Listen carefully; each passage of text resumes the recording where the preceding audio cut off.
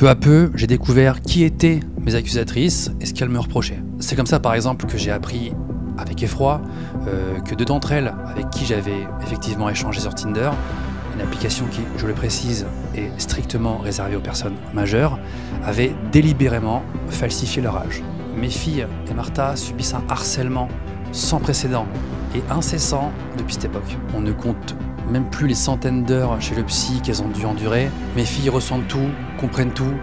Ma belle-fille a subi du harcèlement scolaire au point de parfois arrêter les cours, parfois arrêter de manger. L'une des plaignantes a quand même pris le risque de nuire à l'enquête en cours, en accumulant des interviews et en citant Martha et mes enfants à de multiples reprises et en insinuant qu'ils pourraient ne pas être en sécurité sous le même toit que moi. Faire des vidéos ou de la scène, c'est ce que j'aimais le plus au monde. Ça me manque terriblement. Si vous saviez, j'y pense tout simplement constamment. Je crois que j'y pense tous les jours même.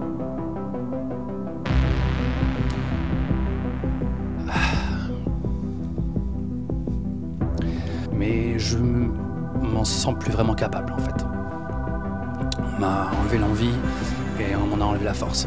Norman, c'est certainement le youtubeur qui est passé du youtubeur le plus aimé de France à l'un des youtubeurs les plus détestés de France. S'il y a encore 10 ans ou encore quelques années de cela, il tapait les 10 millions de vues à chaque vidéo, maintenant il dépasse à peine les 500 000 vues. En seulement quelques années, il a tout perdu et il a détruit à jamais sa réputation sur internet. Après la blague sur les noirs qu'il a fait en plein spectacle, qui a fait énormément de polémiques, et ses accusations de viol qu'il a eu, il est passé de 12 millions d'abonnés à 11,4 millions d'abonnés en seulement 2 ans, ce qui représente une chute totale de 600 000 abonnés. Suite à ces accusations de VIOL, YouTube a décidé de démonétiser sa chaîne YouTube. Et en même temps, un youtubeur nommé Le Roi des Rats va faire une vidéo de plus de 40 minutes où il interviewe des présumées victimes de Norman et où elle explique leur témoignage. Donc là, tout a commencé à s'écrouler autour de Norman et il a décidé de ne plus poster sur les réseaux sociaux pendant plus de 2 ans.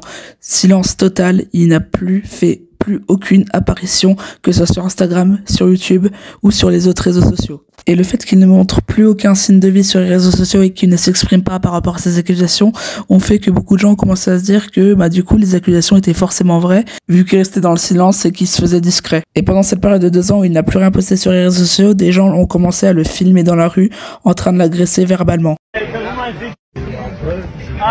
Attends, je suis avec Norman là. Je suis avec le gros pédophile Norman, c'est carré.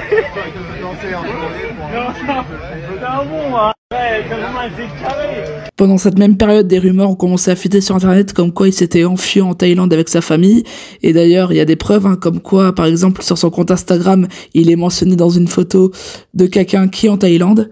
Mais bref, depuis le 5 décembre 2022, le jour où il s'est fait convoquer en garde à vue, il n'a plus fait aucun signe sur les réseaux sociaux de peur de se faire détruire par les gens à cause de ces accusations de V. Jusqu'au 11 août 2024 où il va sortir une vidéo s'intitulant « Des choses à vous dire » et où il va parler en grande partie de ces accusations et du quotidien qu'il vit avec sa famille depuis le début de ces accusations. Et suite à cette vidéo, les avis ont été plutôt mitigés. Il y en a qui soutenaient Norman et d'autres qui étaient contre en fait Norman et qui lui ont très clairement dit s'il te plaît, casse-toi des réseaux sociaux, voilà, on veut pas de ta tête, on te croit pas, on ne croit pas ta version. Et d'ailleurs, le ratio like-dislike montre très clairement qu'il y a pas mal de gens qui sont du côté des accusatrices et qui ne croient pas à la version de Norman. Mais si je vous parle de Norman aujourd'hui, c'est parce qu'il a tenté de faire un retour qui ne s'est pas passé comme prévu, du moins du côté YouTube, parce que sur Instagram, c'est autre chose. Je vous en parlerai après. Quelques semaines après sa vidéo Des choses à vous dire, il a posté une vidéo de son mariage qui s'est passé récemment. Sauf que la vidéo n'a pas très bien marché par rapport à son nombre d'abonnés qui est de 11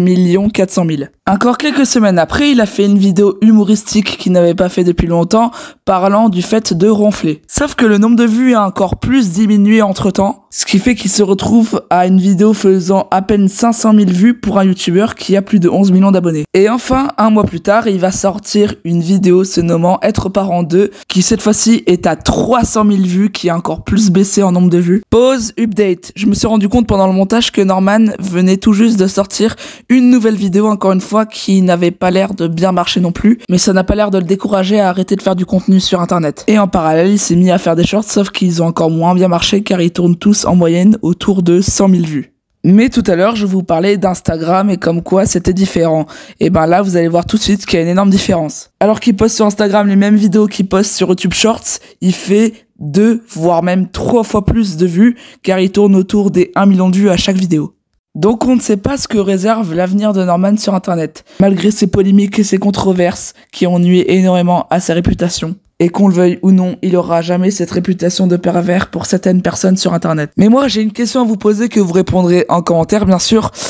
Est-ce que vous êtes pour ou contre du retour de Norman sur les réseaux sociaux? Et qu'est-ce que vous pensez de ces controverses, de ces polémiques qu'il a eues? Est-ce que c'est vrai? Est-ce que c'est faux que les filles voulaient juste toucher de l'argent sur son dos? Répondez-moi en commentaire par oui ou par non. Donc voilà, pour ceux qui se demandaient qu'est-ce qu'était devenu Norman, il a fait son retour sur les réseaux sociaux. Et pour beaucoup de personnes, c'est une mauvaise chose. Et pour beaucoup d'autres personnes, c'est une bonne chose. Et voilà. Si vous avez kiffé cette vidéo, mettez un pouce bleu. Je sais, cette vidéo n'était pas très longue, mais en même temps, j'avais envie de la faire. Voilà, j'avais envie de la faire parce que j'ai vu que personne n'en avait parlé sur YouTube. Et moi, je trouvais ça intéressant quand même de me pencher sur le cas. Quand même, parce qu'on parle d'un YouTuber qui s'est fait... accusé de choses assez graves, tu vois, et le fait qu'il fasse son retour, tu vois, il peut y avoir un bon débat, tu vois, est-ce que vous êtes pour ou est-ce que vous êtes contre de son retour, voilà. Donc voilà, je trouvais ça intéressant de faire une vidéo là-dessus. Donc voilà, n'hésitez pas à liker et à vous abonner, et moi je vous dis à très bientôt pour une nouvelle vidéo. Profitez de la vie, et un conseil du grand frère, restez des pois chiches périmés.